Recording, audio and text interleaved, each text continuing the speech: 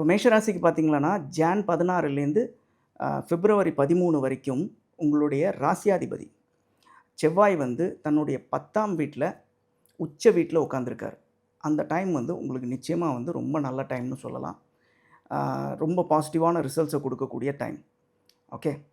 அடுத்தது பார்த்தீங்களன்னா, ஏப்ரல் 16லேருந்து மே 13 வரைக்கும் உங்களுடைய சூரியன் வந்து உங்களோட வீட்லயே உச்சமாகுறார்.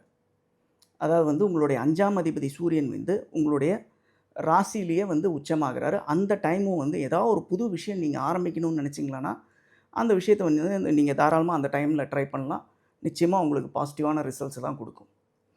ஸோ, அதுக்கு அடுத்தது பார்த்தீங்கன்னா, உங்களுடைய அ குரு அ பெயர்ச்சி நடக்குது. ஜூன் மாசத்துல குரு பெயர்ச்சி நடக்கப் போகுது. குரு வந்து உங்களுக்கு இப்போ 3ஆம் வீட்ல உட்கார்ந்திருக்காரு.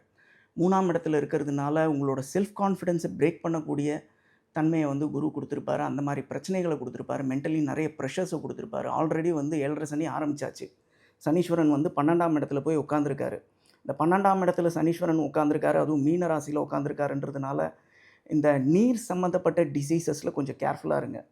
அது உங்களுக்கு மட்டும் கிடையாது. உங்க ஃபேமிலிய சார்ந்த யாருக்கு வேணாலும் அந்த மாரி ஒரு டிசீஸ் வர வச்சு, அது மூலமா செலவு வர வைக்கும்.